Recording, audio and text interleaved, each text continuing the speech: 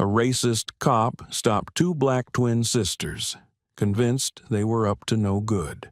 But just 10 minutes later, an unexpected event occurred, forcing him to beg for their forgiveness.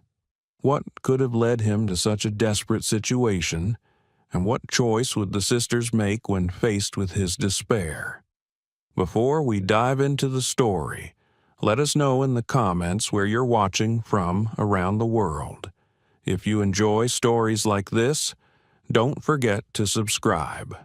The morning in the city began peacefully, with sunlight gently spreading over the houses and trees lining the streets. In the area around Westbrook Academy, a prestigious atmosphere always filled the air. This was one of the city's most esteemed schools, where students wore crisp, dark blue uniforms and carried themselves with grace. Parents arrived in sleek cars, bidding quiet farewells to their children in the calm atmosphere. Parked in the school lot, Officer John Stevens observed the steady stream of people with sharp eyes. John was a seasoned officer, his hardened expression bearing the mark of many years in law enforcement. Determination and sternness were etched into his face and every gesture.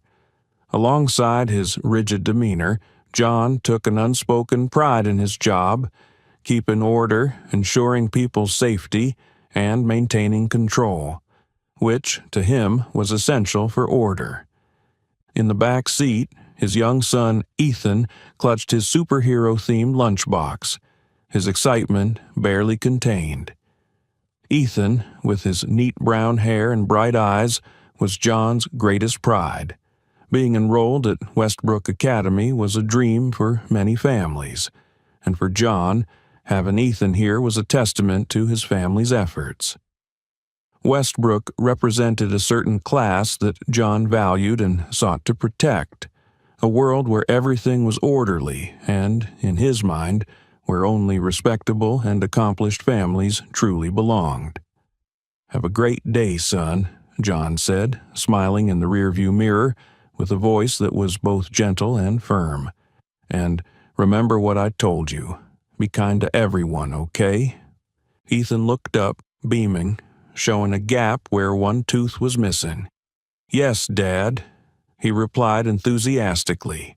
He opened the door, hopped out, and quickly blended into the throng of students eagerly heading into school. John stayed in the car, watching Ethan's every step until the large school doors closed behind him. At that moment, a deep pride filled his chest. He had provided his son the chance to learn in an environment he respected, a place that upheld the values he cherished. To John, Westbrook Academy was not just a school. It symbolized success, status, and distinction. That feeling only reinforced John's sense of purpose. He saw himself as the guardian of these values, ensuring order in the places he considered worth protecting. Taking out his phone, he called home. His wife, Sarah, answered after a few rings. "Hi, love," he said gently when he heard her voice. "I just dropped Ethan off. Listen, I might be home a bit late tonight. There's a neighborhood security meeting I need to attend." "Be careful, honey."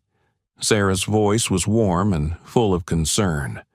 "I'll keep dinner warm for you. Love you." "Love you too," John replied with a smile. "See you tonight."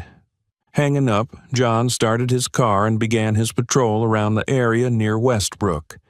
He savored the morning tranquility, the clean streets, stately homes, and the tall, straight trees lining both sides of the road. This was an area he had patrolled for years, a place he saw as a haven of peace, where everything was under control, orderly, and well-maintained. Through his years as a police officer, John had developed a fixed worldview. He firmly believed certain areas needed special protection, not just for safety, but because of the type of residents who lived there. To him, Westbrook was one of those places, a neighborhood for successful families who fit the values he respected. John saw himself as the gatekeeper of this area, preventing what he saw as undesirable elements from entering.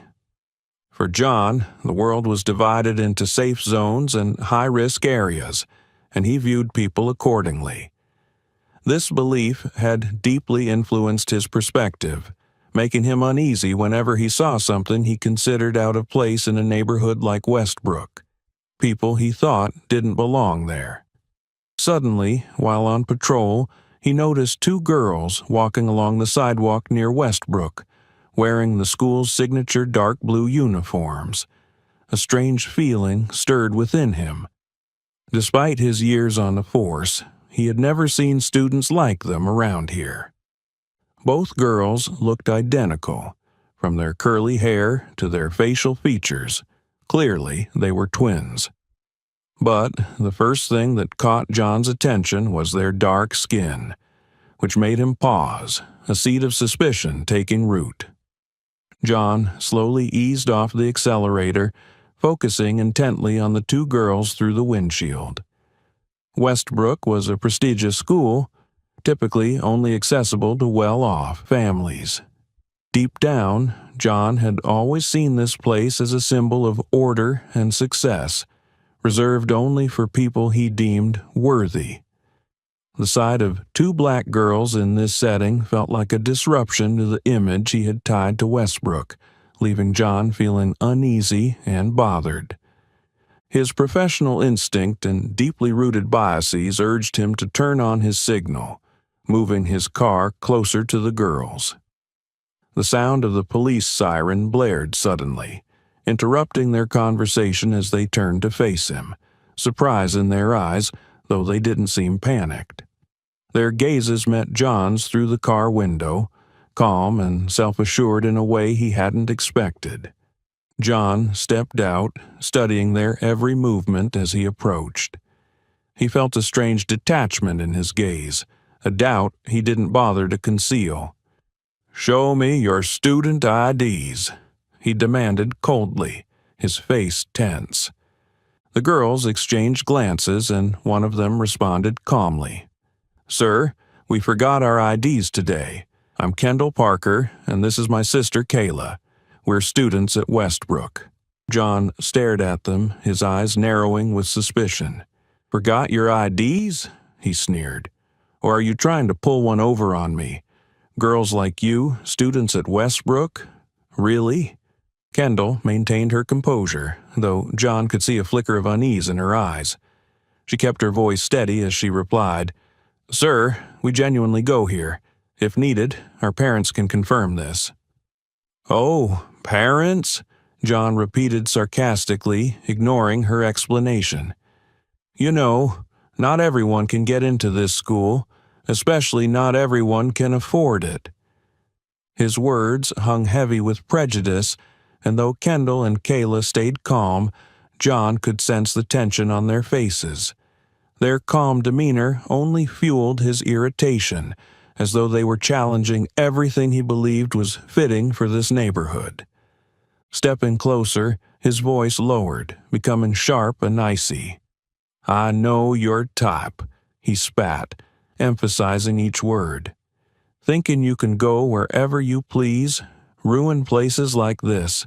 Think you're accepted here just because you're in a uniform? Westbrook is for the successful, those with power and status. Do you expect me to believe you belong here?" Kendall and Kayla remained silent, their faces calm, but their eyes revealing hurt. Kayla clenched her fists slightly as Kendall moved closer to her sister as if to reassure her.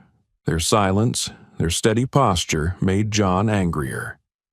Instead of the fear or pleading he had anticipated, they simply stood there, as if they didn't need to explain or defend themselves against his accusations. John's frustration deepened, unwilling to accept what he perceived as unwarranted confidence. In his mind, he began contemplating how to teach these girls a lesson, as if restoring the order he so valued. "Get in the car," he ordered, pointing to the patrol vehicle. We're going to the station to verify your identities to see if you're students at Westbrook." Kendall and Kayla didn't argue, didn't protest. They quietly complied, though their faces remained tense. When John closed the door behind them, he heard the door slam firmly, as if reinforcing his authority. His breathing quickened slightly, as though detaining and controlling these girls was his way of holding on to the power he believed was his. John fastened his seatbelt, glancing at them through the rearview mirror. Normally, when he stopped young people, he would see a range of reactions: fear, resistance, even anger. But these girls just sat quietly, their expressions oddly calm. This bothered John, leaving him uneasy. He reassured himself that their silence was just an attempt to stay composed. Yet he couldn't shake the feeling that something was slipping out of his control. As he sat in the driver's seat, silence filled the car. He felt a strange sense of discomfort he couldn't explain. To break the awkward quiet, he turned on the radio, letting the upbeat music fill the space. But the music didn't ease his discomfort. Instead, Kendall and Kayla's quietness became even more pronounced against the lively tunes. Trying to dismiss his unease, he reminded himself that this was just routine. Yet the image of the girls with their calm expressions, hands neatly placed on their laps, lingered in his mind. Why weren't they crying? Why didn't they look scared? And why did their demeanor have a subtle quality, as if they knew something he didn't? John suddenly turned, looking straight at them through the rearview mirror. "You have nothing to say?" he asked sharply. Kayla slowly looked up, meeting his gaze through the mirror, her eyes clear yet strong. "We have nothing to say, officer. We believe we've done nothing wrong." The calm in her response only fueled John's frustration. He intended to say something to reassert his authority, but somehow the words got stuck in his throat. His thoughts grew chaotic. Unseen doubts about the girl's motives clouded his judgment. Then a different question surfaced in his mind. Am I judging them based on their appearance and my own biases? John felt unsettled by the thought. He reassured himself that everything he was doing fell within his duties and that his role was to ensure security and maintain order. But for the first time, he questioned whether his prejudice was clouding his actions. The feeling was strange, disconcerting, and tinged with guilt. John tried to shake the thought and keep his resolve. He convinced himself it was just a routine verification. Yet, the more he tried to assert control, the more he felt Kendall and Kayla's quiet strength unsettle in his confidence. Even seated in the back, they showed no sign of fear in the face of his authority. Instead, it was John who was gradually losing his composure. He took a deep breath, his grip on the steering wheel tightening. "It's just a standard check. Everything will be fine," he reminded himself. But would it be fine? He couldn't answer that question. Sitting in the uncomfortable silence, John began to realize that perhaps today wouldn't go as smoothly as he had expected. Maybe this encounter would bring something different, a challenge he wasn't prepared to face.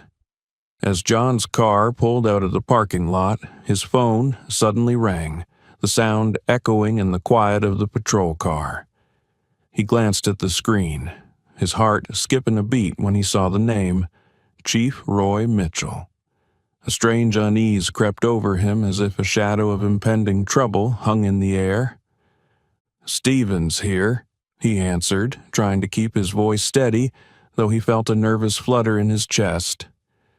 "John, where are you right now?" Chief Mitchell's tone was sharper than usual, cold and commanding, making John's anxiety spike. "I am transporting 2 suspicious individuals from Westbrook to the station for identity verification, sir. Is there a problem?" There was a pause on the other end, and for a moment, silence filled the line before Chief Mitchell spoke again, his voice heavier and more deliberate. "John, do you know who you just detained?" A few seconds of silence passed, and John's heart pounded in his chest. "No, sir. I just saw that they didn't seem to fit in here, and they didn't have IDs, so I decided to bring them to the station for verification."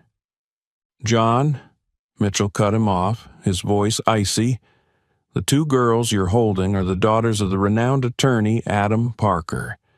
He's one of the most influential legal figures in this region, and he could end your career with a single phone call. Those two girls are Kendall and Kayla Parker." The information hit John like a blow, making his head spin. Adam Parker was one of the most powerful lawyers in the area, a man whose words could sway the police and city officials alike. John realized that one mistake with Parker's family could spell the end of his career. In that instant, fear surged through him, a feeling he'd never experienced before. He had never imagined that his actions could have such serious consequences. He had always believed his decisions were justified, that he was protecting the community from risks only he could perceive. But now, that certainty was crumbling. Chief Mitchell's voice became even colder. "Stop the car right now, John. Release the girls immediately. Then, you're to go to Attorney Parker's office and explain yourself. He's waiting for you." John could barely breathe. Cold sweat broke out across his forehead despite the car's air conditioning. "Yes, sir," he replied quietly, trying to keep his voice from shaking.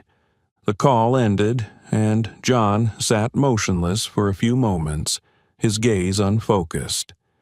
Chief Mitchell's words echoed in his mind like a clear warning about his now uncertain future. Suddenly, he realized he was caught in an unimaginable situation, one he'd never thought he'd face. Inside him, a fierce internal battle raged.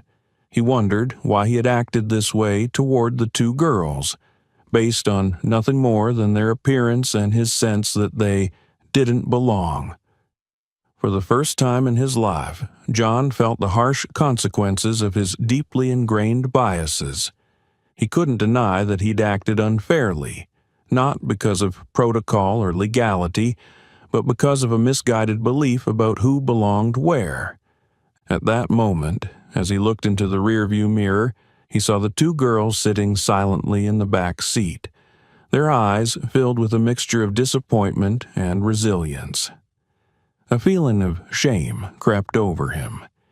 He realized that his behavior hadn't just offended them, it had revealed an ugly side of himself he couldn't ignore. Taking a deep breath, John tried to steady himself as he stepped out of the car. He walked to the back and opened the door, his voice no longer carrying its usual confidence. "I'm sorry. I made a mistake. You're free to go." Kendall and Kayla exchanged glances before slowly stepping out of the car. They stood facing John, their expressions calm, but their eyes holding a quiet disappointment. John felt a nameless guilt as he faced the girls, knowing he had wronged them not just through his words, but through the assumptions and flawed beliefs he had let dictate his actions. He wanted to say something, to explain, to apologize more fully, but no words felt adequate. All he could manage was a hesitant, barely sincere apology, hoping it would ease the tension somehow.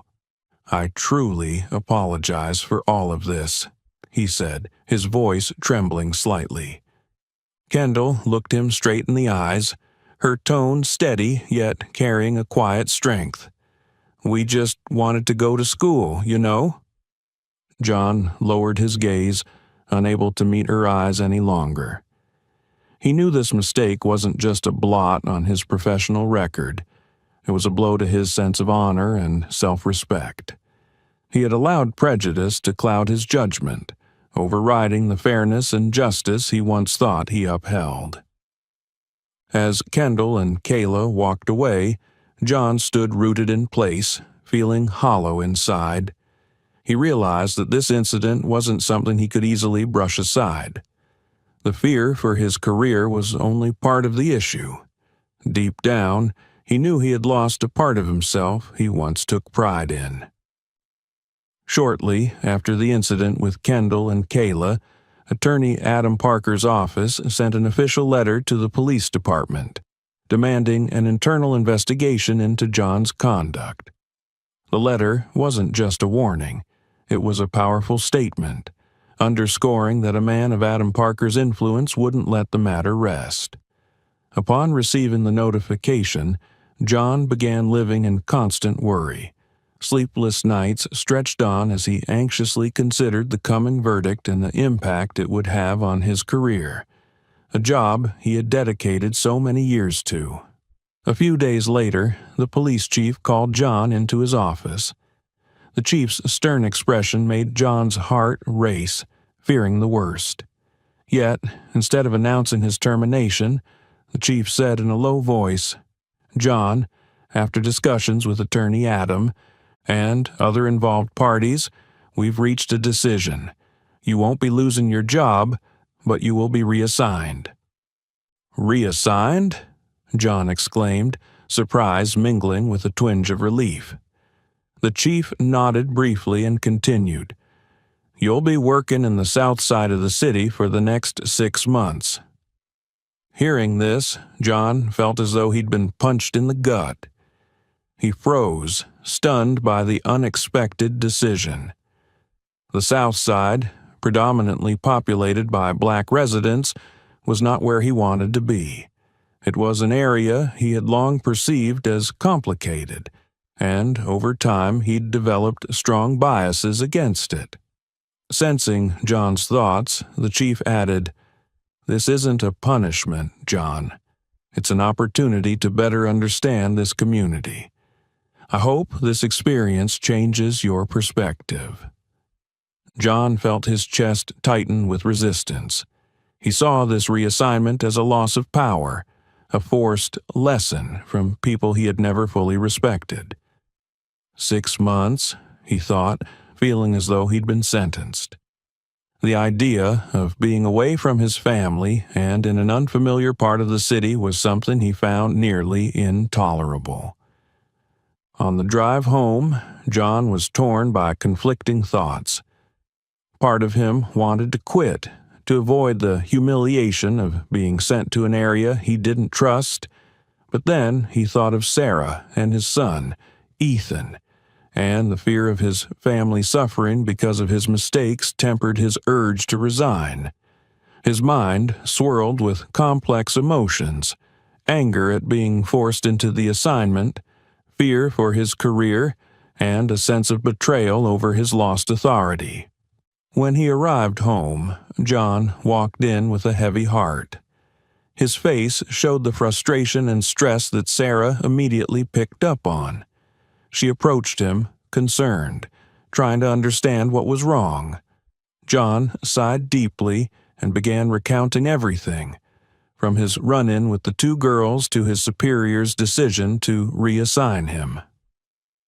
Each time he mentioned his transfer to the South Side, his voice dropped, laced with resentment and a touch of helplessness. Sarah listened quietly, her face thoughtful. When John finished, she gently placed a hand on his shoulder, trying to comfort him. "John, maybe this is a chance for you to understand people you've kept at a distance. Perhaps it's an opportunity to explore and learn something new," she said, her tone warm. Her words only irritated John further. He frowned, feeling insulted. Learn? Explore?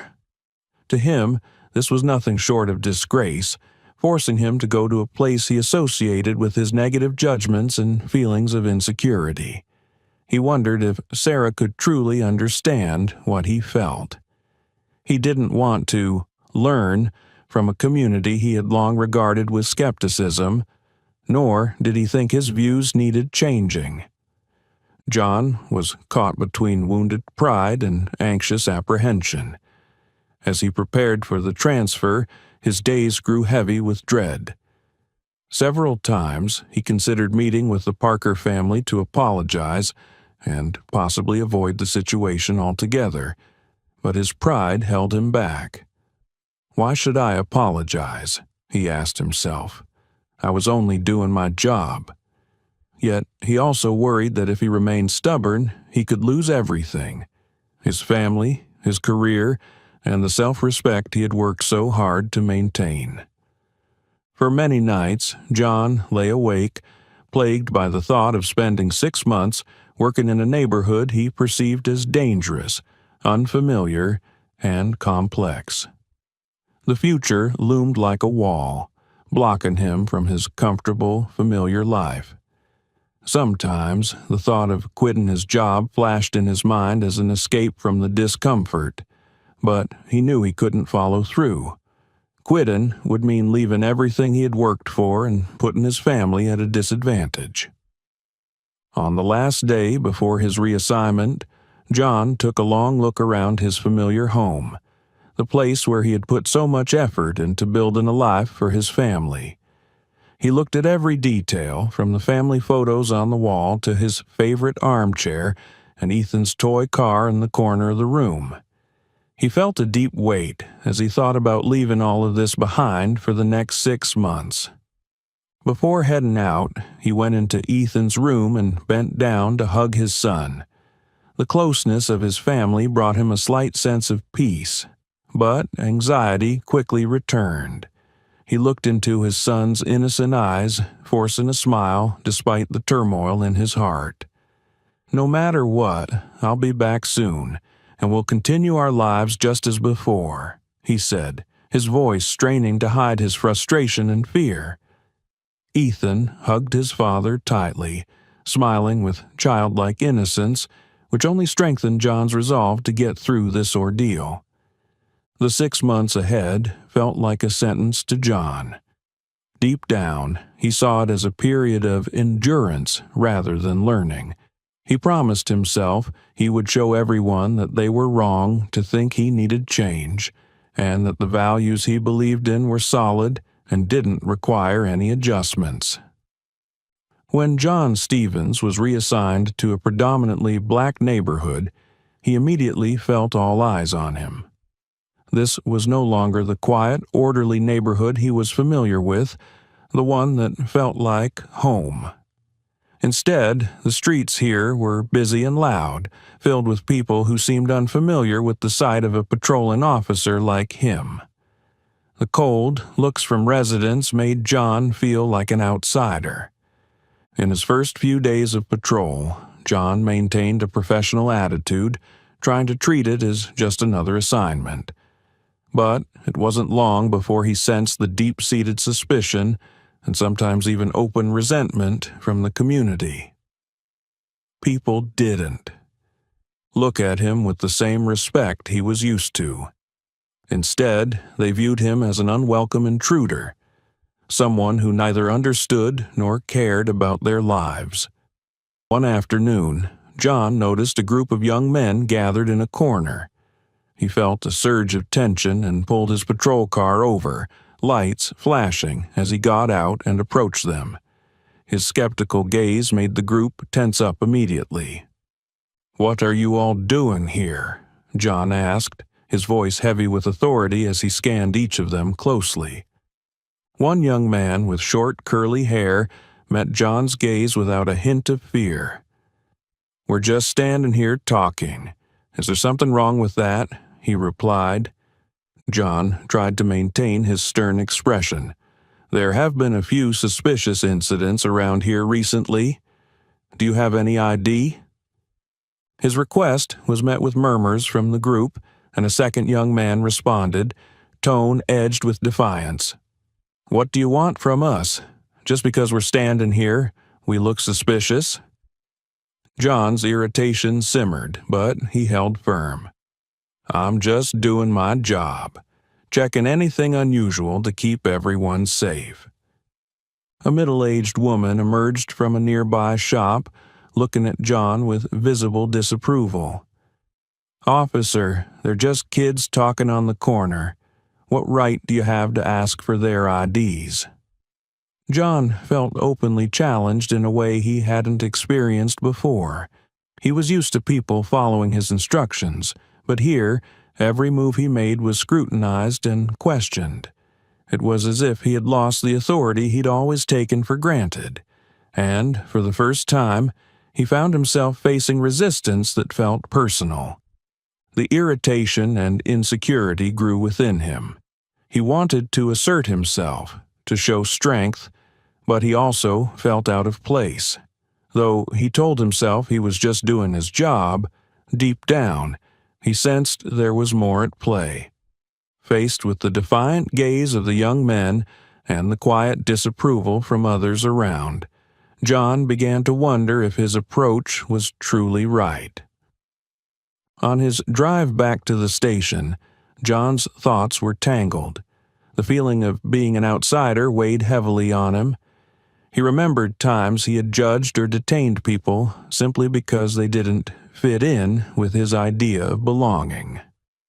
Now, being seen as an outsider himself, John began to grasp, however dimly, what it must have felt like for those who had been on the receiving end of his judgments. Another time, while on foot patrol down a narrow street, he noticed a bustling grocery store with people coming and going. Standing at a distance, John felt a pang of discomfort. Whenever his gaze landed on someone in the crowd, they would pause, return his look with indifference, or even move aside as if avoiding him.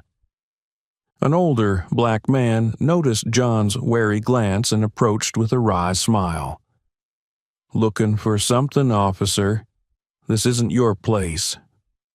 John tried to stay calm, but he felt slighted. He was accustomed to people feeling safe around him, but here, it was the opposite. As days passed, John realized that his old beliefs were facing intense scrutiny. Since arriving in the South Side, he had encountered situations he never expected to deal with. Everything felt unfamiliar and tense. The wary faces of the people, the challenging interactions, and the lack of trust even from his new colleagues. He was up against both external barriers and his inner doubts. Initially, John maintained a distant, detached stance with the community, holding on to his usual toughness. He told himself he just needed to endure these 6 months and go home, unchanged. But as the days wore on, he discovered that keeping his distance only deepened his isolation, and he began to feel like a stranger, disconnected from the community he was supposed to protect. His old biases now weighed heavily on him. He couldn't ignore the nagging question. Did he truly understand the people he was serving, or had he always just been judging them? These questions began to haunt him, making him rethink his interactions with the locals. He remembered times he had dismissed or refused to listen to others' stories just because of their background. One afternoon, in the middle of a tense situation between two residents, John found that his usual approach, commanding and assertive, didn't work. The community didn't respond the way he was used to. They weren't fearful or compliant. Instead, they demanded fairness and respect. Standing amidst the argument, John felt like an outsider, at a loss for how to handle it. This failure in communication left John shaken. He felt like he was losing himself, and it deeply unsettled him. For the first time, he questioned whether he had truly acted with fairness and understanding in his career. He had always taken pride in his professionalism, but now he saw that it didn't necessarily equate to empathy or justice. Every day brought him closer to confronting the parts of himself he'd ignored. John felt as if he were surrounded by emotions and biases he hadn't recognized before. He felt alone, trapped by his prejudices and preconceptions. Sometimes he would sit alone in his office after hours, staring out the window at the street below, watching the neighborhood come alive with families and friends. Children played, people laughed, and it seemed like everyone had an unspoken bond he couldn't grasp. The isolation weighed on him like a punishment. He began to understand the feeling of being judged by one's surface, unable to break through a facade others imposed, a feeling he had often inflicted on others. These conflicted feelings led John to confront questions he had avoided for too long.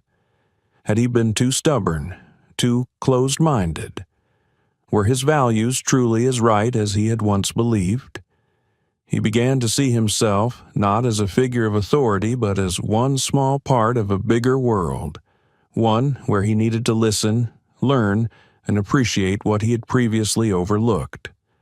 With each experience, John came to realize that perhaps this reassignment was something he needed, even if he wasn't ready to admit it.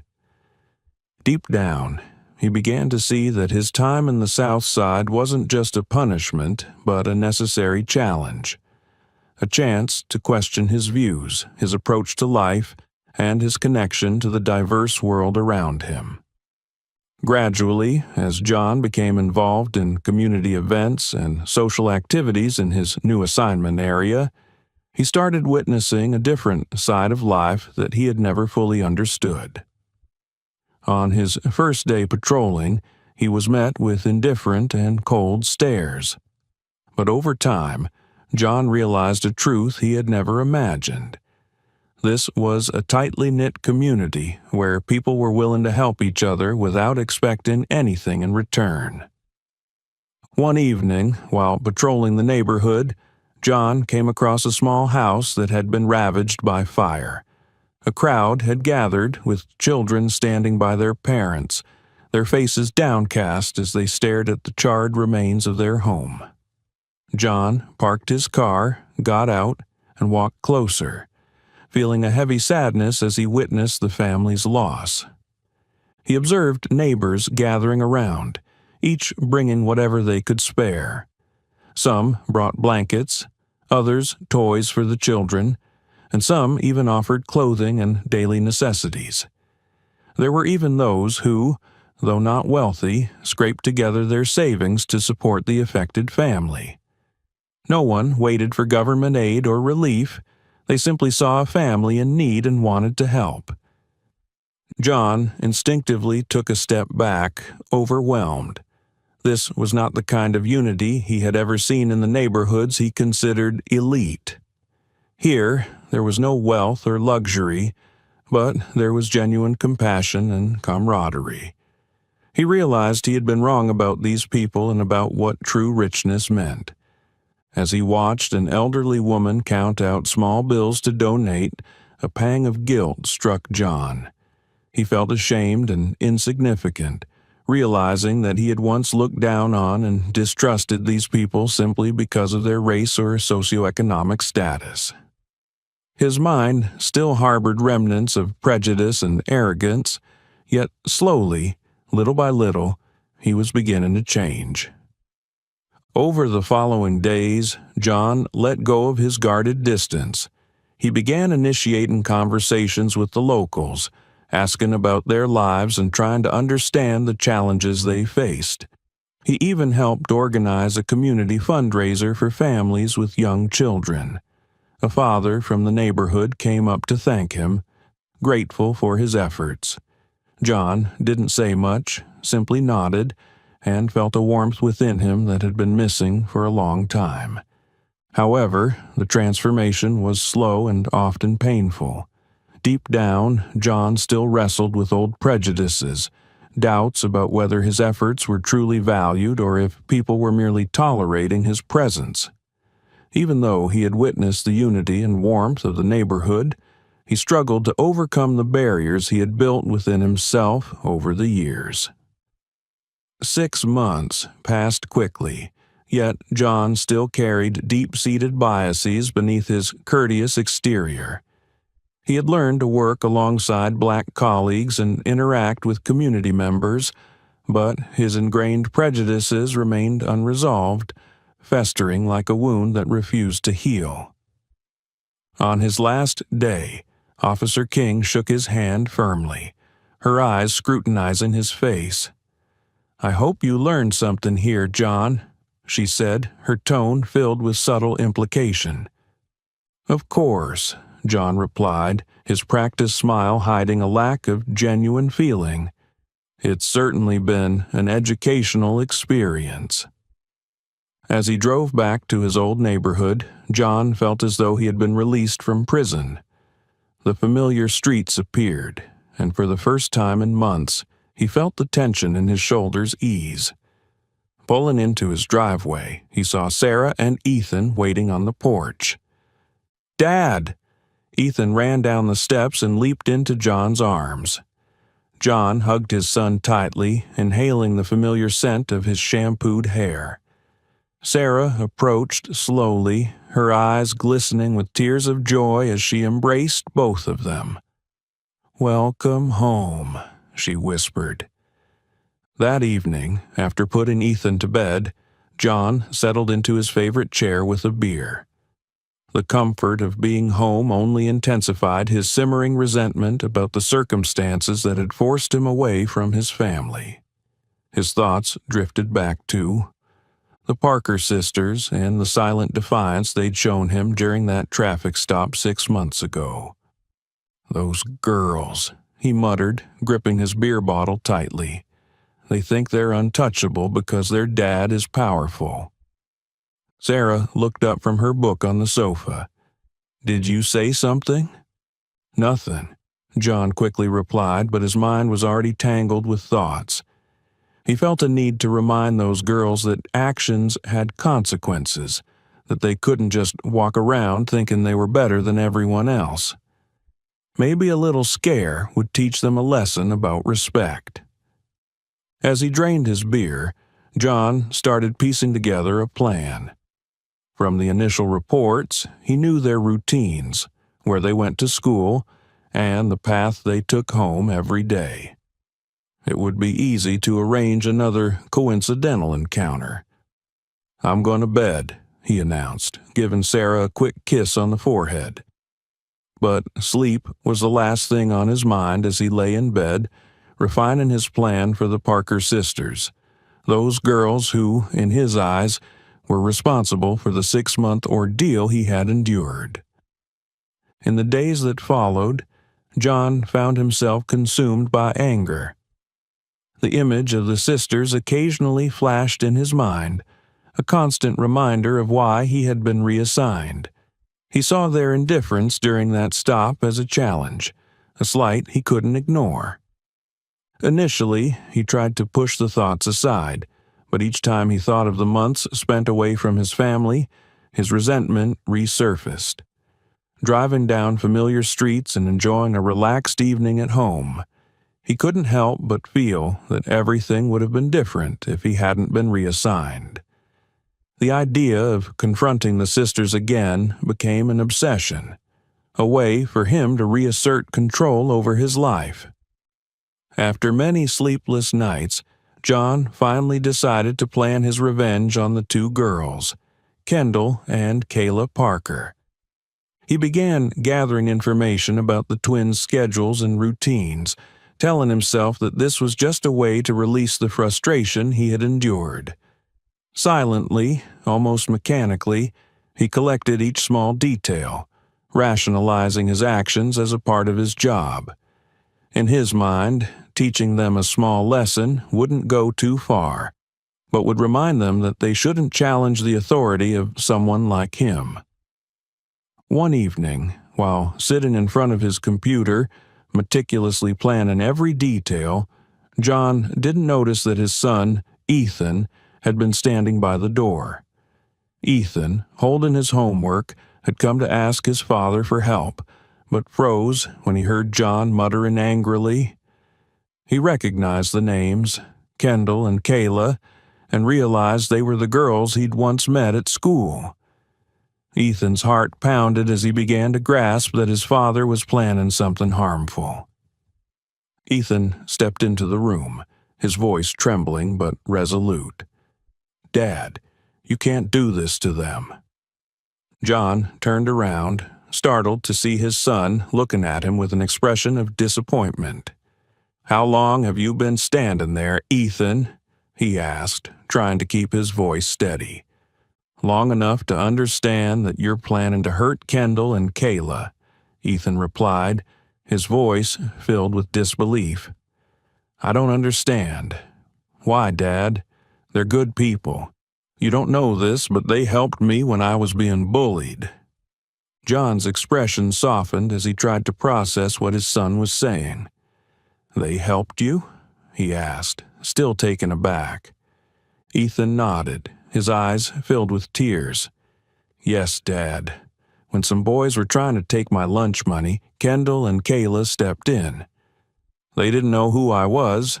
They just wanted to help because it was the right thing to do. How can you think of hurting them?" The words struck John like a blow, tearing through the anger and resentment that had fueled his thoughts. He struggled to justify himself, saying, "But Ethan, I went through a lot because of them. I just wanted them to understand that there are consequences for causing trouble." "But that isn't right, Dad. They didn't do anything wrong," Ethan pleaded, his voice filled with a raw honesty that made John pause. "I know you're mad, but hurting people won't make things better. It won't make you feel any happier. Please let it go, Dad. I don't want to see you become someone like this." John looked at his young son, whose clear, trusting eyes held a quiet strength that reminded him of the person he had always wanted to be. Ethan's innocence and compassion were undoing the bitterness that had taken hold in John's heart. He sighed and managed a weak smile, placing a gentle hand on Ethan's shoulder. "You're right, Ethan. I let my anger cloud my judgment. I'm sorry for making you worry. I'll think things over." Ethan's eyes sparkled with hope, holding on to the absolute trust that only a child could give to someone they love. "Promise you'll let it go, Dad?" he asked softly but firmly, his voice a gentle reminder of the values they shared. John met his son's gaze, feeling a wave of clarity wash over him. He hadn't anticipated seeing himself so clearly in his son's eyes. Ethan's purity and kindness helped John realize that holding on to resentment was only harming him. Slowly, he nodded and replied, "I promise, Ethan, I won't do anything to hurt anyone." John wrapped his son in a warm embrace, feeling a peace he hadn't felt in a long time. Ethan's innocence and love acted as a balm, easing the darkness that had been consuming him. For the first time in years, John felt a part of his conscience awaken under the light of his son's goodness. That night, John lay awake in bed, staring at the ceiling, his mind reflecting deeply on his son's words. Ethan's plea echoed in his head, reminding him of the true nature of forgiveness and letting go. He began to realize that hatred had only weighed him down and driven him further away from what truly mattered in life: family, compassion, and integrity. He thought back on the people he'd met in the community he once despised. These were people he had once dismissed as strangers. Despite their struggles, they supported each other selflessly. He remembered Officer King's parting words and the look in her eyes as if she had known he would face this choice. Perhaps she had seen the lingering anger in him and hoped he would find the right path. Burdened by his past choices, John wondered how many times he had taken the easy path, holding on to prejudice and anger rather than seeking to understand. The thought made him uneasy, as though he was standing at a crossroads that offered a chance for change he hadn't considered before. In the quiet of the night, he recognized that if he didn't let go, he would not only hurt himself, but also his family, the very people who embodied the values he once held dear. As he looked to the morning, John questioned whether he dared to confront his old beliefs and release them. Change was never easy, especially when he had clung to these thoughts for so many years. But now, as he reflected, he realized he wanted a future where Ethan could grow up with values that weren't overshadowed by pointless hatred. The next morning, John woke up early, feeling an uncharacteristic light. He went downstairs, made himself a cup of coffee, and sat at the kitchen table, lost in thought. Sarah walked in, noticing the calm, reflective expression on his face. She approached him cautiously, sensing something had shifted within him. "Are you all right?" Sarah asked, her voice gentle. John turned to her, offering a genuine smile that Sarah hadn't seen in years. "I'm fine. Really," he said, his voice carrying a newfound resolve. "I think it's time for me to let go. I want to be someone Ethan can be proud of. Someone you can trust." Sarah looked at him, her eyes softening with a glimmer of hope. For the first time in a long while, she saw in John a sincerity and determination that reassured her. She nodded, her gaze filled with the trust and faith she thought she had lost. From that day on, John committed himself to change, little by little. He let go of the anger that had once consumed him, focusing instead on rebuilding his relationship with his family, especially with Ethan. Every time he looked into his son's eyes, he was reminded of the promise he had made, the path he had chosen to walk. Gradually, John began to feel the relief that came with shedding his old prejudices. Life opened up to him in new ways, allowing him to experience genuine happiness. He realized that true strength lay not in dominance or asserting authority, but in understanding, kindness, and love. And he was determined to become a better father, husband, and man, someone Ethan and Sarah could truly be proud of. On a misty morning, John had barely begun his shift when an emergency call came through. There had been a kidnapping near Westbrook Academy. His heart skipped a beat as he read the names of the kidnapped girls. It was Kendall and Kayla. He paused, hands gripping the wheel tightly, conflicted. A part of him wanted to ignore the call, to detach himself from it entirely. But then he remembered Ethan, his son, and the way he had pleaded for forgiveness, asking him to let go of the bitterness he harbored against the two sisters. "How can I just ignore this?" John thought to himself, taking a deep breath as he tightened his grip on the steering wheel. Though he hadn't fully let go of his resentments, the thought of the possible consequences, if he didn't act, spurred him to hit the gas and rush toward the scene. This was his chance to make amends, not only with the girls but also with himself and, in some way, with his son. John drove at top speed, his eyes alert on the road ahead. As directions came through on the kidnapper's vehicle, he maneuvered through traffic, weaving between lanes, determined not to lose track of the target.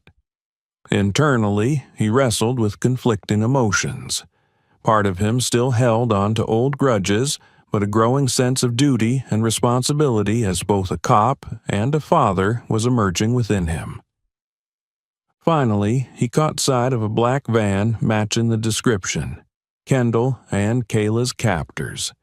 His heart raced as he accelerated, keeping a careful distance to avoid being spotted. Grabbing his radio, he relayed his position, calling for backup from nearby units.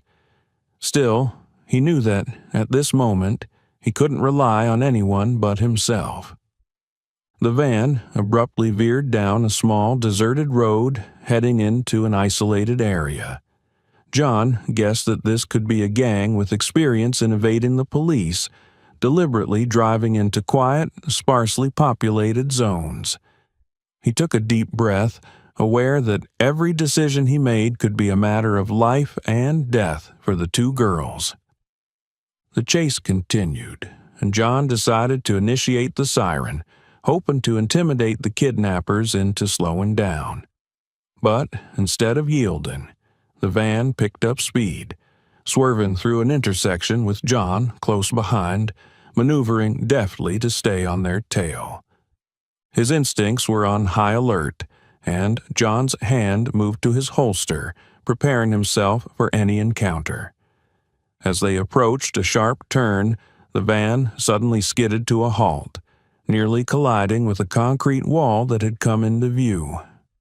It was a stroke of luck, an unexpected break he hadn't anticipated. The van screeched to a stop, tires scraping against the pavement just inches away from the wall. John wasted no time. He leapt out of his vehicle, drawing his gun as he approached the van, each step calculated and careful. The kidnappers, panicked and realizing they were cornered, attempted to flee. One of them charged toward John, wielding a metal pipe. But John, steady and focused, sidestepped the attack and swiftly disarmed him with a decisive blow, immobilizing the assailant. Then, over the commotion, John heard faint cries for help from inside the van. His heart clenched as he recognized Kendall and Kayla's voices. He hurried to the back of the vehicle, wrenching open the doors to find the sisters tied up, their faces pale with fear. Kendall, though trying to keep a brave face, couldn't fully hide the terror in her eyes. Without hesitation, John cut the ropes binding them, speaking in a calm, reassuring voice to ease their fear. "You're safe now. It's over," he murmured, guiding them gently out of the van, his voice steady despite the tension in his chest. Kayla looked up at him, her face a mixture of surprise and gratitude. "Officer Stevens, thank you. Thank you so much." John didn't respond to her gratitude, only nodding quietly. But inside, a wave of remorse welled up. Here he was, the same person who had once viewed them with contempt, now standing as their protector. The irony struck him deeply, and he found himself momentarily speechless, overwhelmed by a sense of shame for the prejudice he had harbored. When the backup units arrived and took the kidnappers into custody, John stepped back, watching as the paramedics examined Kendall and Kayla. From a distance, he observed them with a newfound respect, no longer judging them, but recognizing their courage and resilience. He knew that his biases had caused harm, and he was now willing to make things right. Once the situation had been handled, John returned to his patrol car, his hands trembling as he gripped the steering wheel. This wasn't just a rescue mission, it was a moment that had changed his life. He understood now that resentment and prejudice hadn't just hurt others, they had also eroded his character. After everything had settled, John returned to his car, quietly sitting in the driver's seat, his hands trembling as he gripped the steering wheel. This wasn't just a rescue mission, it was a moment that changed his entire life. He realized that hatred and prejudice not only harmed others but also turned him into a stranger to himself. At this moment, he truly understood that real courage wasn't about confronting criminals. It was about facing the mistakes and prejudices within his own heart. After the intense and dangerous rescue, John realized he could no longer live with the mistakes and deep-seated prejudices that had shaped his mindset for so long. His recent actions had made him reflect on himself, on what he once believed, what he had done, and those he had once looked down upon. Now, with profound remorse, John decided to meet with Adam Parker and the sisters, Kendall and Kayla, to offer a sincere apology. That day, John stood before the door of Adam Parker's office, his heart pounding, weighted with emotions that shifted between fear and determination. This confrontation would not be easy, but he knew he had to do it, not just for the Parker family, but for himself as well. As he entered the office, he saw Adam seated behind his desk, his expression serious yet unreadable. Kendall and Kayla sat beside him, their faces calm and resilient, which only made John feel more unsettled. He felt small before them. These young women he had once underestimated and mistrusted were now models of compassion and forgiveness. Taking a deep breath, John approached Adam's desk. "Thank you for agreeing to see me," he said, his voice rough with emotion. Adam nodded slightly, his gaze steady on John. "I'm curious to hear what you have to say." John looked directly into Adam's eyes before turning to Kendall and Kayla. "I'm here today because I owe you all an apology, a real, heartfelt apology," he began, his voice dropping. "Not just for the baseless arrest that day, but for all the selfish actions, narrow-minded thoughts, and deep prejudices I held about you." Kendall and Kayla listened in silence, their eyes steady and free of resentment. This only deepened John's shame. "As a police officer, I once thought I was the protector, the enforcer of justice. But now I see that I wasn't protecting anyone," John continued, his eyes beginning to well with tears. "Instead of being someone people could trust, I became a threat, someone who hurt others just because of differences." His voice faltered, but he steadied himself. "You both saved my son and stood up for Ethan without hesitation. You did the right thing, while I failed to. I realize now how very wrong I was." Kendall and Kayla exchanged a glance, and then Kendall spoke softly. "We know about the things you did, the vandalism, the hateful messages. We knew all along, but we didn't report it because we hoped you'd come to your senses and change. We believe anyone can change, even those who've hurt us." Kendall's words cut into John's heart. He lowered his head, unable to hide his shame. "I don't know how to thank you," he murmured, his voice hoarse. "I've caused so much harm, and I don't expect forgiveness. But I promise to do everything I can to make amends." Adam stood up, moving closer to John, his expression gentler. "Your remorse shows in your actions," he said slowly. "Forgiveness is not just an action, it's a process. Show us your change over time through meaningful actions." John nodded, his eyes filled with tears. He felt a sense of forgiveness from Adam and the girls, even if it was only the beginning. At that moment, he realized that change wasn't just about words of apology. It was about a commitment to never repeat the same mistakes. Before leaving, John looked back at Kendall and Kayla one last time. "Thank you both for giving me this chance," he said, voice thick with emotion. "And thank you for saving Ethan, not just physically, but in spirit.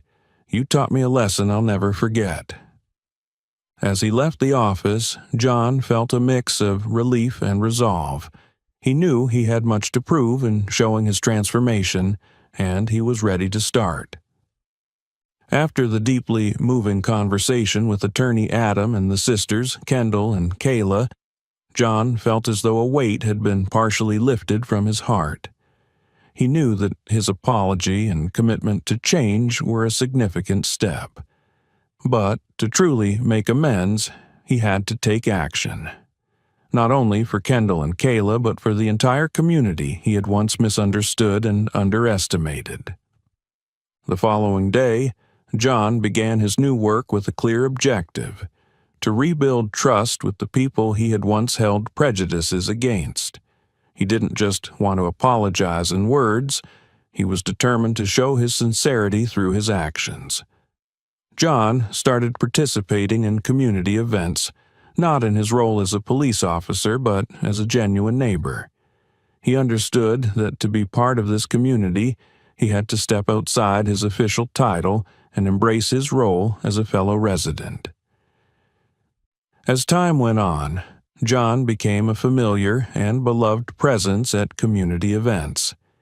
He frequently attended monthly neighborhood gatherings, listening and speaking with residents, gradually coming to understand the daily struggles they faced.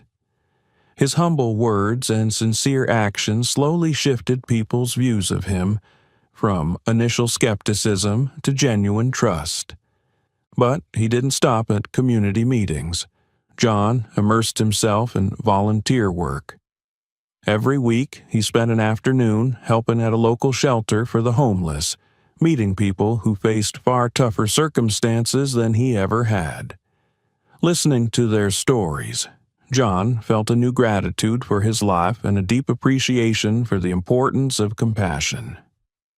Working at the shelter became a learning opportunity, showing him the resilience and optimism of those who had lost so much. John also joined a support program for elderly residents, helping them with simple tasks like shopping, tidying up, or simply sitting with them to listen to their life stories. Some seniors had no family nearby, and John quickly realized that his presence brought them joy and a sense of warmth. These seemingly small moments left a lasting impact on him, reminding him of the power of kindness and community care. Gradually, John's transformation became evident not only to others, but to himself. He was no longer the distant, reserved man burdened by ingrained biases. Now, he was becoming someone who could understand, listen, and cherish the true values of life.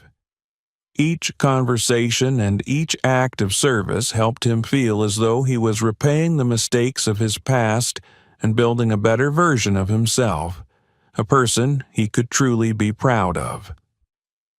John's family also noticed this positive change. Sarah saw a warmer, more thoughtful husband, and Ethan felt his father's love and attention more than ever. John spent more time with his family, bringing Sarah and Ethan to neighborhood events to engage and connect with the community together. Simple, quiet moments with his family now became a source of motivation and joy. One day, John and other volunteers organized a fundraiser for the Jenkins family, who had recently lost their home in a fire. He patiently worked in the kitchen, cooking and serving food to attendees. The once doubtful glances of the townsfolk began to soften, replaced with appreciation and respect. Kendall and Kayla noticed these changes as well. Whenever they saw John in the neighborhood, he was no longer the overbearing police officer they had once known. Instead, he was a humble man, working quietly to atone for his mistakes. They began to sense that John's actions came from a place of genuine sincerity, not just a superficial attempt to restore his reputation. One evening, the community organized a small gathering to thank those who had contributed to their neighborhood's well-being. To his surprise, John received an invitation. When he entered the event, he was surrounded by warm smiles. People shook his hand, welcoming him with friendly conversations and invitations to sit beside them. This moment reassured John that his efforts had been acknowledged, that he had slowly won back the trust of those he had once failed to understand. During the gathering, Kendall approached him with a gentle smile. "We didn't think you would change this much," she said, a mix of surprise and pride in her eyes. John was touched. "It took me a long time to realize my mistakes, but I genuinely want to be a better person, not just a better police officer, but someone you and everyone else can trust."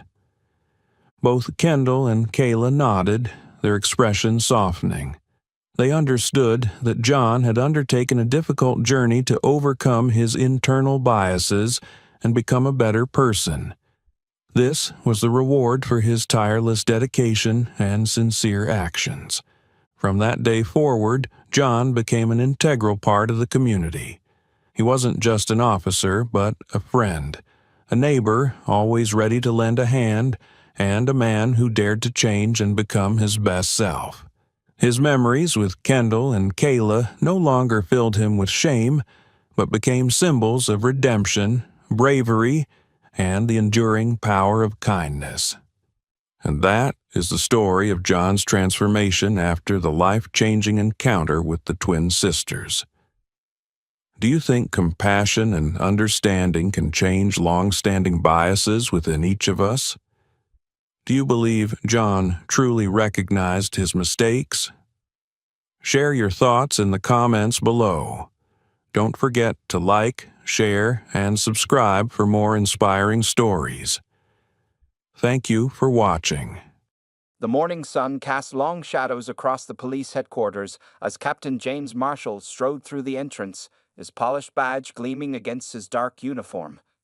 At 42, he carried himself with quiet confidence earned through 20 years of service, becoming one of the few black police captains in the department's history.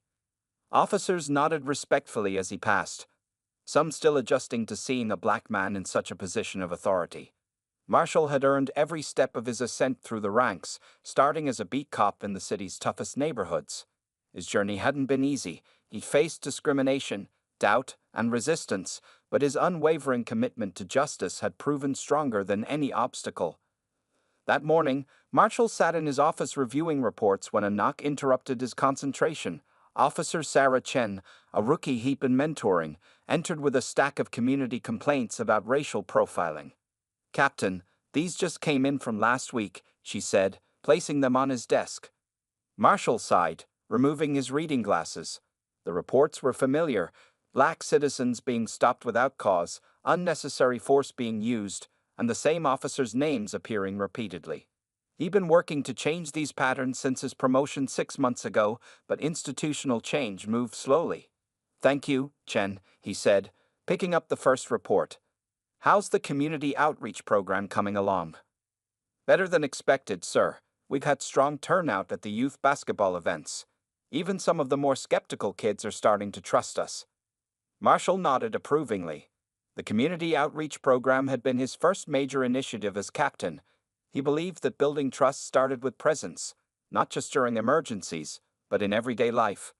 At home, his wife Diana, a civil rights attorney, supported his mission while keeping him grounded in reality. Their 9-year-old daughter Sophia had recently started asking questions about his work, trying to understand why some people feared the police. These conversations were never easy. The Marshal believed in honesty, even with difficult topics. That afternoon, Marshall led a department training session on de-escalation techniques. Looking across the room, he saw a mix of expressions. Some officers were engaged, others seemed dismissive.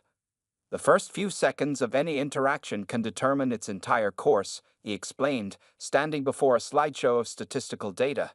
"Our job is to protect and serve everyone, regardless of their appearance or address." A hand rose from the back. "With all due respect, Captain," Officer Brooks interjected, "sometimes we have to make split-second decisions based on experience." "Experience shouldn't mean prejudice," Marshall responded calmly. "I've been on these streets longer than most of you. I've faced armed suspects, diffused gang situations, and walked into countless unknown scenarios, but I've never let fear override my judgment or training." The room fell silent.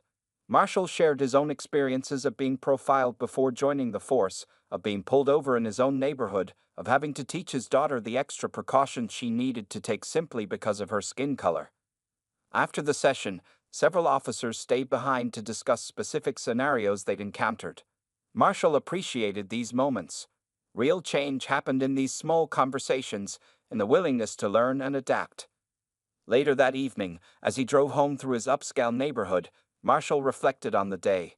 He'd moved his family here 3 months ago, believing the safer environment would be better for Sophia.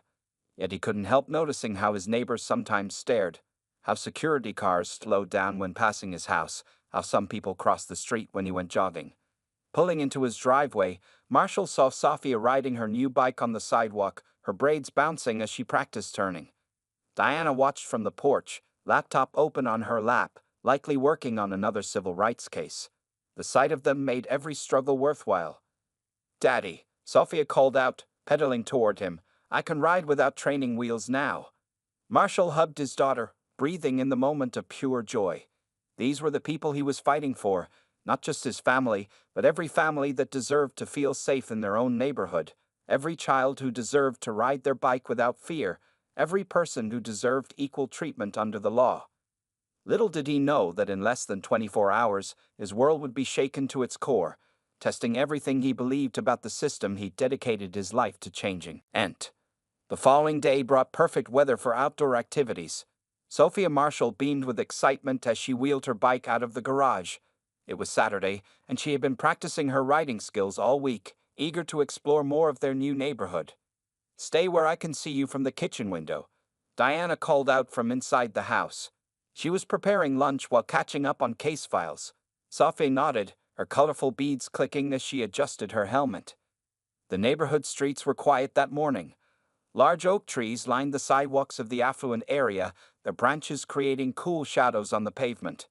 Sophia pedaled confidently, staying close to her house as promised. She wore her favorite purple t-shirt, matching shorts, and new sneakers that lit up with each step. 2 streets away, Officers Mike Peterson and Tom Reynolds were responding to a call. Mrs. Henderson, a resident known for frequent complaints, had reported a suspicious person on a bicycle in the area. She claimed she'd never seen this child before and was concerned about recent burglaries in nearby neighborhoods. "Probably nothing again," Reynolds sighed, turning their patrol car onto Maple Street. "Third call from her this week." Peterson spotted Sophia first. "There's someone matching the description," he said, pointing to the small figure on the bike. Without further assessment, they pulled their patrol car to the curb. Sophia noticed the police car and remembered what her father had taught her about staying calm around officers. She stopped her bike, keeping her hands visible like she'd been taught.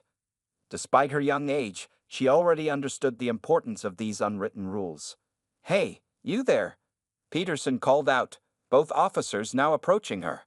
"What are you doing in this neighborhood?"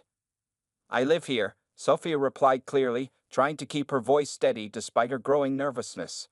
"That's my house right there." She pointed to the colonial-style home just visible around the corner. Reynolds scoffed. "Sure you do. We know all the families around here. Never seen you before."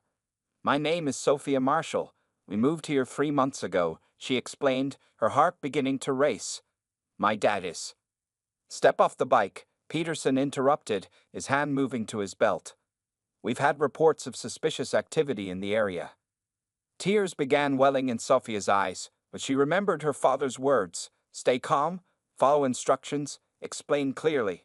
She carefully got off her bike, her light-up sneakers flashing as she moved. "Hands where we can see them," Reynolds ordered, pulling out his handcuffs. The metal glinted in the sunlight. By now, neighbors had begun to notice the commotion. Mrs. Wilson, who lived next door to the Marshalls, rushed out of her house. "What are you doing?" "That's Captain Marshall's daughter." The officers ignored her, focused on securing the suspect. Peterson grabbed Sophia's wrist, the handcuffs ready. The little girl began to cry, no longer able to maintain her composure. "She's just a child," another neighbor shouted, pulling out their phone to record the incident. More residents emerged from their homes, drawn by the commotion. Inside the Marshall home, Diana was still working in the kitchen when Mrs. Wilson began pounding on her door. "Diana, they're arresting Sophia. The police have Sophia." Diana dropped everything and ran outside, her heart pounding. The sight that met her eyes would haunt her forever. Her 9-year-old daughter in tears, an officer holding her wrist, about to put handcuffs on her. "Stop." Diana's voice thundered across the street, her years of courtroom experience evident in its authority. "That is my daughter. What are you doing to my child?" The officers hesitated, finally registering the growing crowd of angry neighbors, all insisting they knew the girl. Diana reached Sophia just as Sergeant Williams, who had been patrolling nearby, arrived at the scene. The sergeant's eyes widened in recognition. "That's Captain Marshall's daughter," he said, his voice tight with shock. "Release her immediately." As Peterson's grip loosened, Sophia ran into her mother's arms, sobbing. Diana held her daughter close, her own hands shaking with a mixture of fear and rage. The neighbors continued recording, their phones capturing every moment of the incident that would soon spark a citywide controversy. In less than 10 minutes, What should have been a peaceful Saturday morning had turned into a nightmare that would force the entire department to confront its deepest flaws. The scene outside the Marshall home had turned into chaos within minutes. Diana Marshall stood like a shield in front of her daughter, her lawyer's instincts kicking in as she documented every detail of the confrontation. Sophia's small body still trembled against her mother's side, the child's sobs cutting through the growing noise of the crowd. "I want your badge numbers, names, and your supervisor here immediately," Diana demanded, her voice steady despite her racing heart. She pulled out her phone and began recording, making sure to capture the officers' name tags clearly. Officers Peterson and Reynolds shifted uncomfortably, the reality of their situation finally sinking in. Sergeant Williams, who had arrived moments earlier, was already on his radio. "Captain Marshall needs to be notified immediately," he spoke urgently into the device. "We have a situation involving his family." The sergeant's face had gone pale, knowing this incident would have serious repercussions. More neighbors gathered around, their phones raised high, capturing everything. Mrs. Wilson, still in her gardening clothes, stepped forward. "I tried to tell them she lives here. They wouldn't listen to any of us." Her voice cracked with emotion. They were about to handcuff a 9-year-old. Officer Peterson attempted to defend their actions. "We were responding to a suspicious person call." "A suspicious person?" Diana cut him off, her legal training evident in her sharp tone. "You mean my daughter riding her bike in front of her own home? What exactly was suspicious about her?" The question hung in the air, heavy with implications that everyone present understood. Sophia, still clinging to her mother, managed to speak through her tears. "I told them I lived here, Mom. I told them about Dad." Baby, you did nothing wrong," Diana soothed, while giving the officers a look that could freeze fire. "These officers are the ones who need to explain themselves." Sergeant Williams, trying to maintain some control over the situation, stepped between the officers and the marshals. "Mrs. Marshall, I assure you this will be thoroughly investigated. These officers will be placed on immediate administrative leave." The sound of screeching tires drew everyone's attention as another police car pulled up. Captain James Marshall emerged, his face a mask of controlled fury as he took in the scene. His crying daughter, his angry wife, the defensive officers, and the crowd of neighbors with their phones raised. "Daddy!" Sophie broke free from her mother and ran to her father, who scooped her up in his arms. Despite his calm exterior, those who knew him could see the storm brewing in his eyes.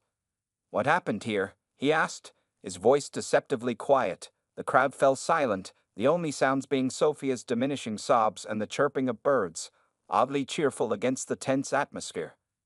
Diana stepped forward, her phone still recording. "Our daughter was riding her bike, James. Someone called the police about a suspicious person, and these officers," she paused, controlling her anger. "They were about to handcuff our baby." Captain Marshall's jaw tightened as he held his daughter closer. He looked at officers Peterson and Reynolds, who seemed to shrink under his gaze. These were men under his command, officers he had probably spoken to about racial bias in their recent training sessions. "Sir," Peterson started, "we were just following protocol." "Protocol?" Marshall's voice remained low, but carried across the entire gathering. "Was protocol to ignore a child telling you she lived here? Was protocol to dismiss our neighbors verifying her identity? Was protocol to prepare to handcuff a 9-year-old girl?" The silence that followed was deafening. Sergeant Williams cleared his throat. "Captain, I've already contacted Internal Affairs. They're on their way." Marshall nodded, his attention returning to his daughter. "Are you okay, sweetheart?" he asked softly. Sophie nodded against his shoulder, her tears finally stopping. The incident, captured on dozens of phones, would be viral within hours. What started as an ordinary Saturday morning had escalated into a moment that would force not just the department, but the entire city to confront uncomfortable truths about racial profiling and police conduct. As news vans began arriving at the scene, Marshall knew this was just the beginning. The very issues he'd been fighting against had literally arrived at his doorstep, threatening his own child. The time for gradual change was over. This would demand immediate action. Inside the Marshall home, the living room had become an impromptu command center. Internal Affairs investigators sat on one couch, their notebooks open, while Diana Marshall's phone lay on the coffee table, playing the recorded incident for the third time. The The sound of Sophia's frightened voice filled the room again, making everyone shift uncomfortably. Captain Marshall stood by the window, watching his daughter, who now sat on the porch swing with a child psychologist the department had sent. The girl's usually bright eyes were still red from crying, though she had stopped trembling. His hands clenched into fists as he observed her explaining what happened, her small hands moving as she spoke. "Captain, called Detective Sarah Rodriguez from Internal Affairs. We need to discuss the immediate actions being taken." She paused the recording and looked up at him. "The media is already outside, and the video has gone viral. 3 different angles of the incident are trending on social media." Diana, sitting in her favorite armchair with her laptop open, spoke without looking up. "I've already received calls from 6 civil rights organizations and 4 major news networks." Her fingers moved rapidly across the keyboard. "The ACLU wants to meet tomorrow morning." The doorbell rang, causing Sophia to jump visibly on the porch. Marshall's heart tightened at his daughter's reaction. A simple doorbell now scared her, another invisible scar from the morning's events. Sergeant Williams entered the room, his face grim. "Chief Thompson is here," he announced. The room fell silent as Police Chief Robert Thompson walked in, his usual confident stride replaced by a more hesitant step. "James," the chief began, using Marshall's first name for perhaps the first time in their professional relationship. "I've suspended both officers without pay, effective immediately. We're expediting the investigation."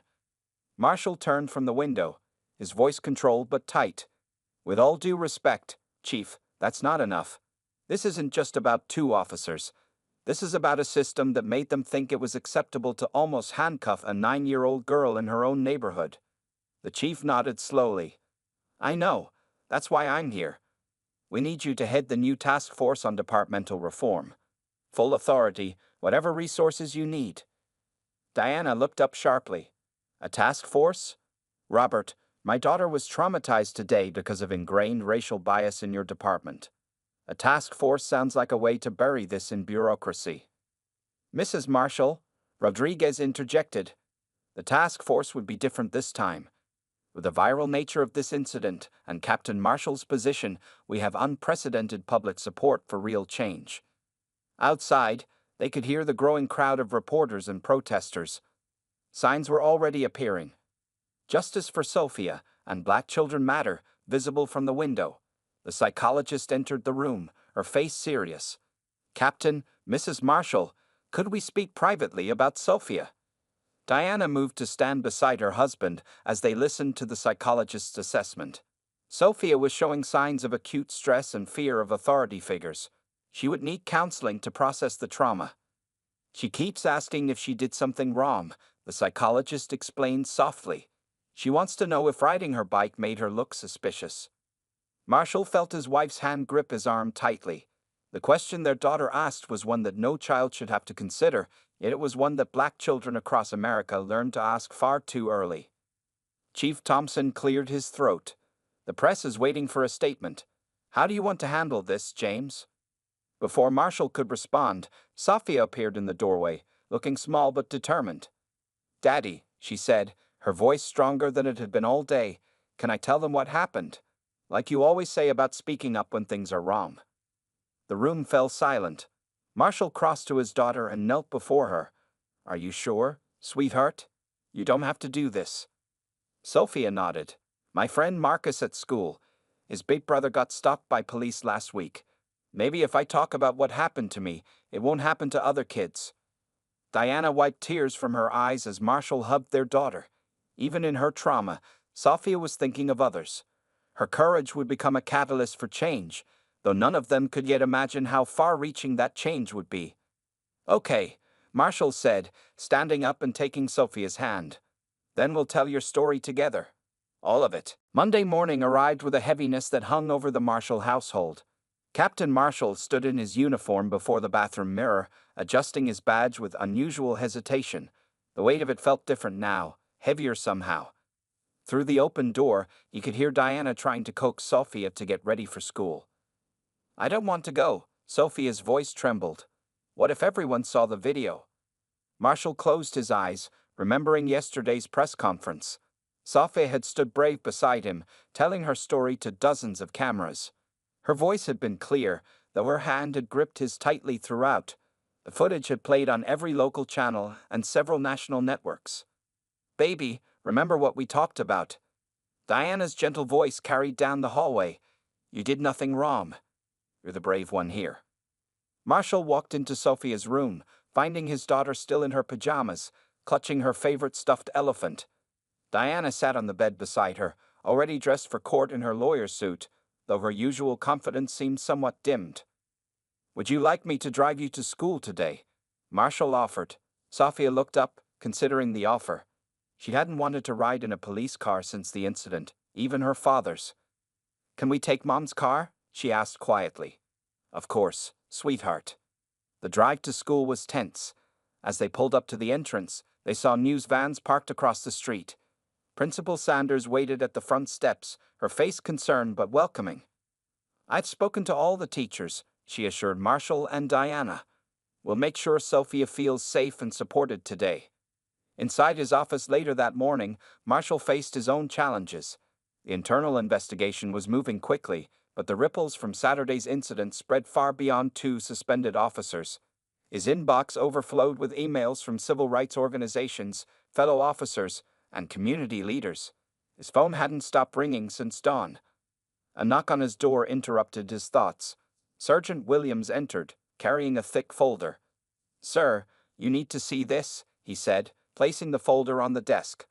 "We've been reviewing Officers Peterson and Reynolds' previous stops. There's a pattern." Marshall opened the folder, though he already knew what he'd find. Statistics, reports, and complaints painted a clear picture of racial profiling.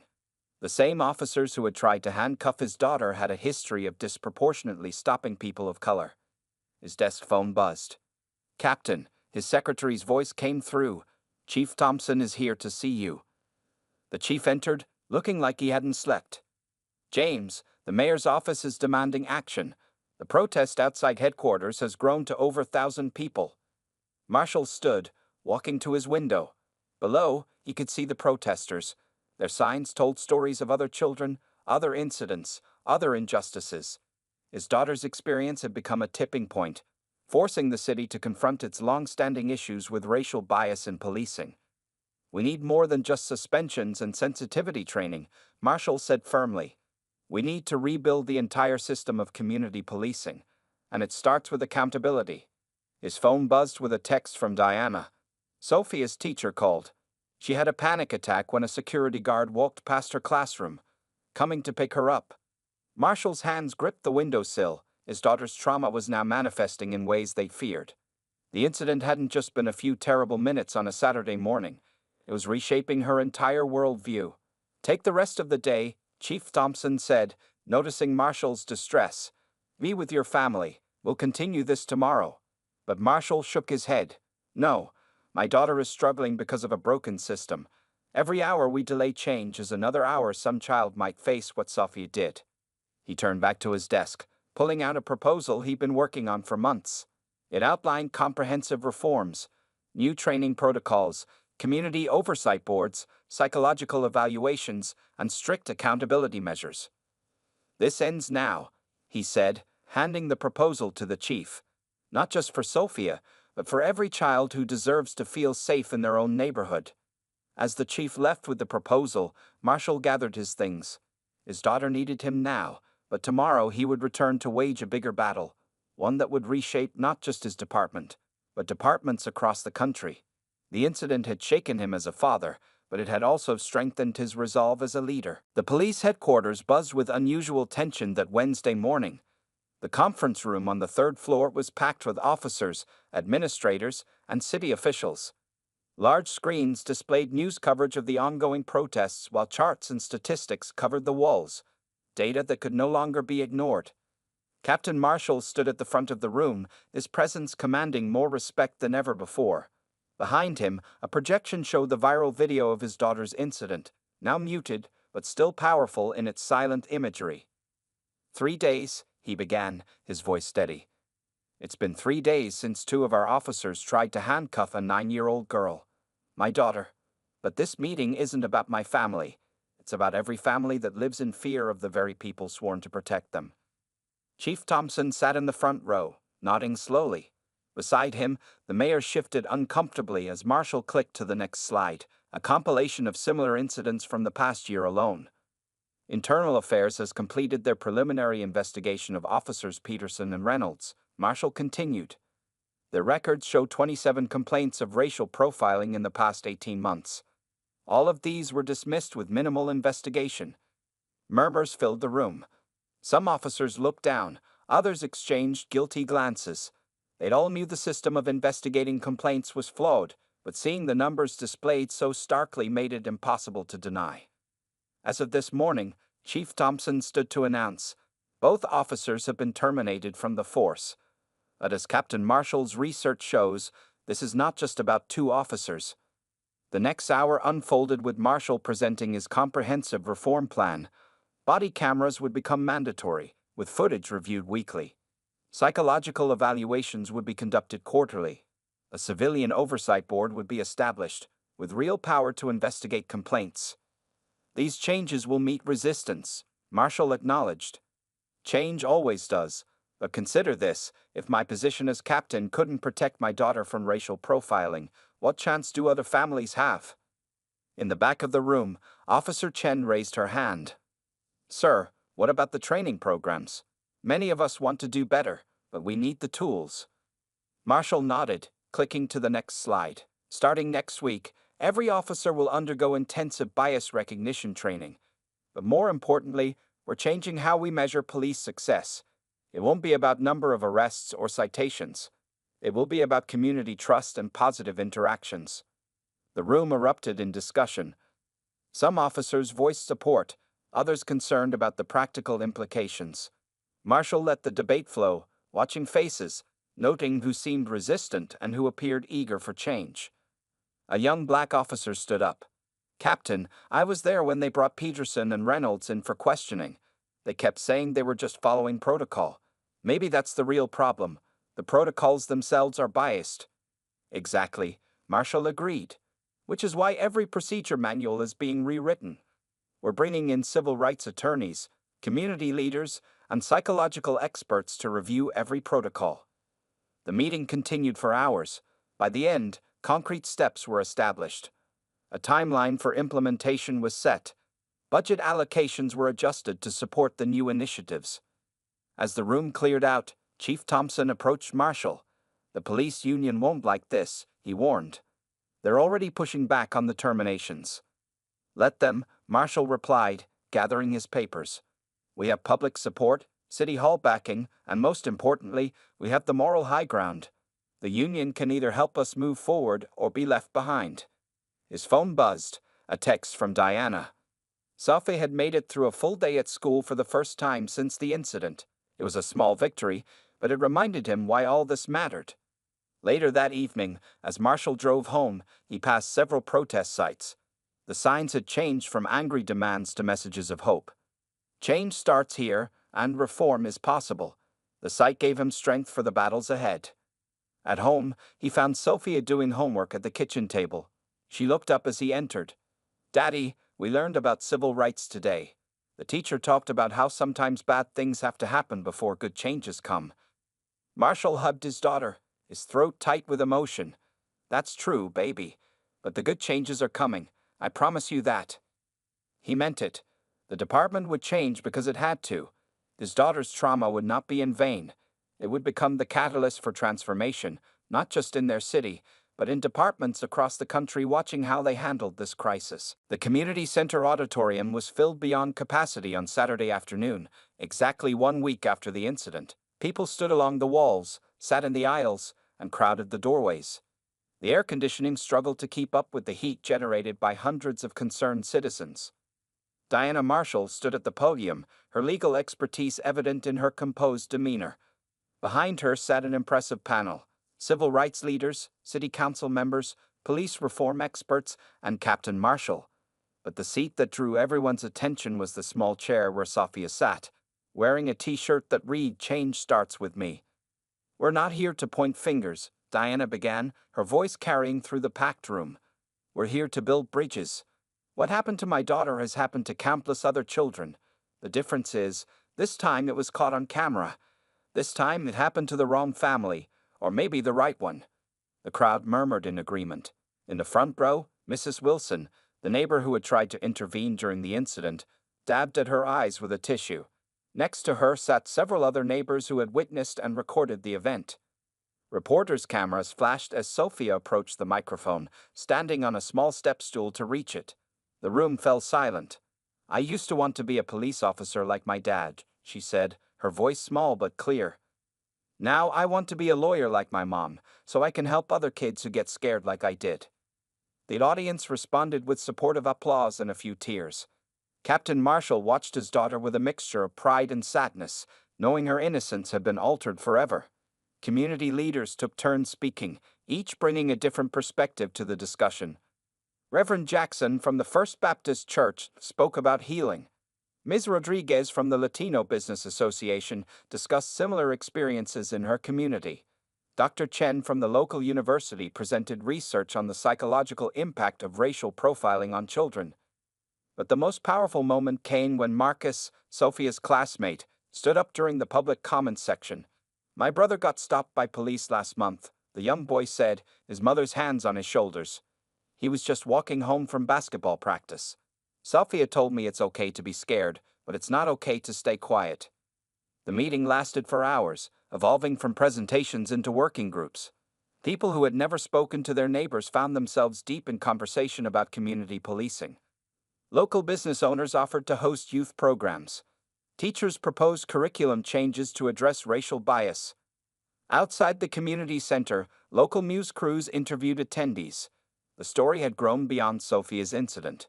It had become about a community refusing to let fear and bias divide them. Diana's phone kept buzzing with messages from other cities requesting guidance on starting similar initiatives. The video of Sophia's incident had sparked conversations across the country, making their small community the focal point of a national discussion. As the meeting wound down, an elderly black woman approached Sophia. "I was a little girl during the civil rights movement," she said, holding Sophia's hand. "We marched so things would be better for your generation. I'm sorry you had to go through this, but you're turning it into something powerful." Captain Marshall watched the interaction, remembering his own grandmother telling him similar stories. Progress was never a straight line, but each generation pushed it forward, often through their pain. Later that evening, as the Marshalls drove home, they passed the spot where Sophia had been stopped. A small memorial had appeared. Flowers, stuffed animals, and signs calling for change. Sophia looked at it silently from the car window. "Mom, Dad," she said suddenly, "can we have a bike ride event? Like, all the kids in the neighborhood riding together. Maybe some police officers could ride with us instead of stopping us." Diana and James exchanged glances. Their daughter was transforming her trauma into hope, finding ways to build instead of break. "That's a wonderful idea, sweetheart," Diana replied, already making mental notes for organizing such an event. As they pulled into their driveway, they noticed new yard signs had appeared along their street. "This community stands together, and all children deserve to feel safe." The incident that had shaken their family was rippling outward, touching lives far beyond their neighborhood. It was becoming clear that this wasn't just about police reform. It was about a community deciding what kind of future they wanted to build together. 3 months after the incident, the transformation within the police department and community was visible. The police headquarters lobby, once stark and intimidating, now displayed children's artwork about community safety. Among them hung Sophia's drawing of police officers and kids riding bikes together, a reminder of what had sparked this change. Captain Marshall sat in his office, reviewing the latest progress reports. The numbers told a promising story. Complaints of racial profiling had dropped by 60%. Community trust ratings were slowly climbing. The new Civilian Oversight Board had successfully resolved 15 cases, with transparent investigations that satisfied both officers and citizens. His phone buzzed with a text from Diana. "Don't forget, Sophia's speech at the Youth Leadership Conference is at 3 p.m. He smiled, remembering how far his daughter had come. The nightmares had mostly stopped. The child psychologist reported significant progress in her healing. Most importantly, Sophia had found her voice, becoming an unexpected bridge between law enforcement and the community. The quarterly police training session that morning felt different from previous ones. Officers who had once been skeptical now actively participated in discussions about bias and community relations. The presence of community members during training sessions, a new requirement under Marshall's reforms, had helped humanize both sides. Remember, Marshall told the gathered officers, every interaction is an opportunity to build trust or break it. 3 months ago, 2 officers broke that trust with my daughter. Today, we're rebuilding it, one interaction at a time. At the Youth Leadership Conference, held in the renovated community center, Safia stood before a crowd of students, teachers, and community leaders. Her voice was stronger now, confident. When those officers tried to handcuff me, I was scared, she began. But my dad always says that scared people can still be brave, so I decided to be brave and help make things better. She described the weekly bike rides that now brought together police officers and neighborhood children. She talked about the new Student Advisory Council that gave young people a voice in community policing. Her words carried the wisdom of someone who had turned pain into purpose. In the audience, Officers Chen and Rodriguez, part of the new community outreach team, nodded in agreement. They had been instrumental in implementing many of the youth programs Safia mentioned. After the conference, Marshall took Safia to get ice cream, their new tradition after her speaking engagements. As they sat in the park, several children rode past on bikes, waving to them. Among them was Marcus, Sophia's classmate, whose story had also become part of the larger narrative of change. Dad, Safia said, licking her ice cream cone, remember when you said sometimes bad things happen so good things can come after? I think I understand that now. Marshall hugged his daughter, amazed at her resilience and insight. The incident that had threatened to break their family had instead strengthened them and their community. Later that evening, at a city council meeting, the mayor announced the expansion of Marshall's reform program to other districts. Cities across the state were adopting similar measures, using their model as a template for change. Diana, who had become a leading voice in police reform legislation, presented the latest data. We're seeing real change, she reported. Not just in numbers, but in attitudes. Officers and citizens are beginning to see each other as partners in community safety. Back home, Marshall found a letter in their mailbox. It was from Officer Peterson, one of the officers who had tried to handcuff Safia. He had completed an intensive bias recognition program and was requesting a meeting to apologize personally to Safia. Marshall showed the letter to Diana, who read it carefully. What do you think? He asked. Let's ask Safia, she replied. She's shown us she can handle difficult situations with grace. When they discussed it with their daughter, Safia thought for a moment before responding. Maybe if he talks to me, he'll understand better. And maybe other officers will learn from his mistake. As Marshall prepared for bed that night, he reflected on the journey of the past 3 months. The incident that had shaken their world had led to unprecedented changes in police training, community relations, and departmental policies. But perhaps the most significant change was in the hearts and minds of people on both sides of the badge. His daughter's trauma had become a catalyst for transformation, proving that even the darkest moments could lead to positive change when met with courage, determination, and hope.